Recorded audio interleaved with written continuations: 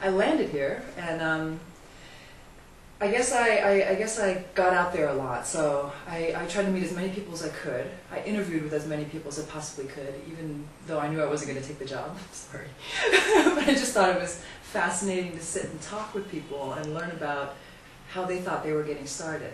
And I have a bit of a fetish for entrepreneurs, so I think I spent my first 8 months literally every single lunch and dinner having a conversation with an entrepreneur in Shanghai, learning what they did out here. So here I am thinking, wow, I'm really equipped with this arsenal. So I have this China background, and I've got these failure stories of other entrepreneurs. I'm going to go do it too. So I find this very cool Shanghainese woman in her late 20s, and she wanted to launch a cosmetics company. And that's kind of where my background was. That started great until, you know, I was kind of working at counters for 12 hours a day, talking to young Chinese girls, kind of learning a little bit more about Shanghai and what young women want and how society is changing here. And everything's going wonderful until I decide after a year it's time for me to move on and maybe join a more reputable company.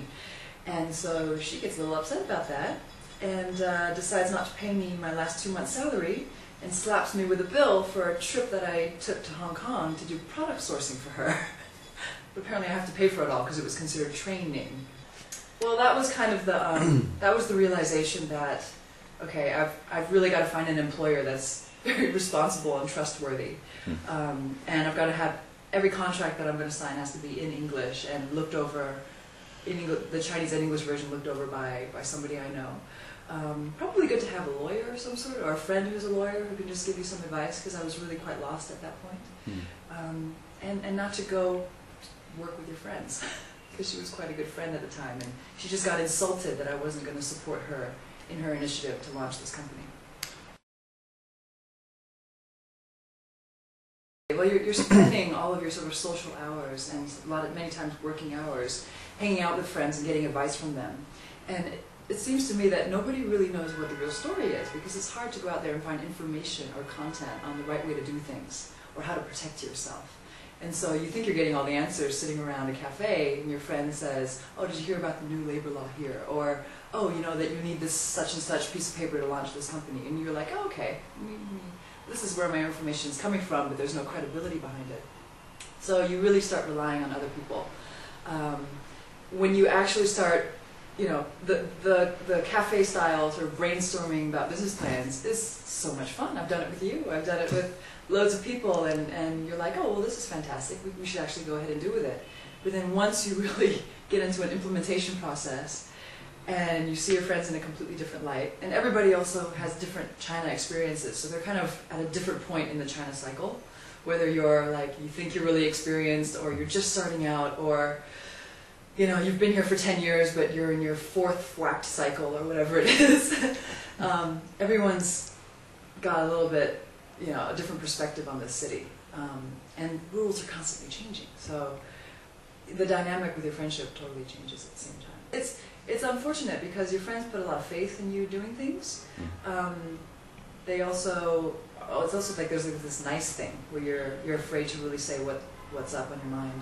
There's no feedback. There's no clear communication, and then so the whole way you're just interpreting things wrong with each other. And it just kind of boils over at some point. Yeah.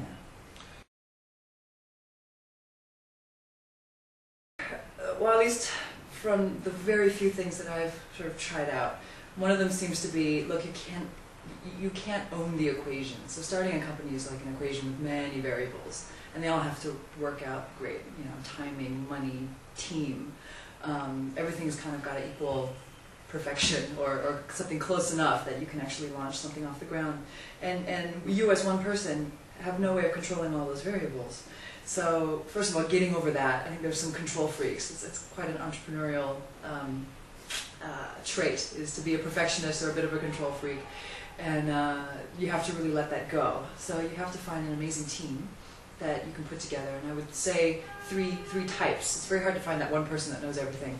So you've got to have somebody who's really great with the ideas. You've got to have an action-oriented implementer.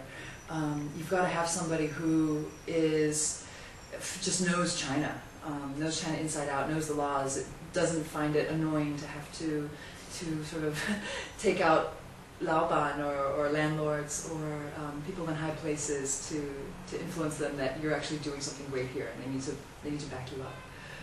So I think a team of 3 or 4 people who really wear different hats. If you get a team of people with great ideas, just great ideas, and no doers, then you've whacked.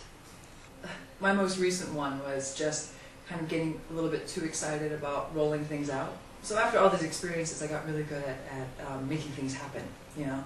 And when you're really good at that, you don't know about, you know, who you're leaving behind, or if you've forgotten to sign something by accident. And I wasn't meticulous enough. So I think really being meticulous is something that you have to watch out for. I think another obstacle is, again, it's just watching out for, you know, just the signs that things might not be going well. I noticed that hesitancy is a really big sign that things aren't going as planned. I think sort of a very casual wuso way attitude is the norm here. So you have to watch out for that, not falling through the cracks. You really have to be on top of everything.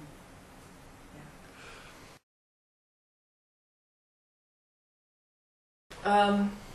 Find a partner or 2 that are completely different than you are.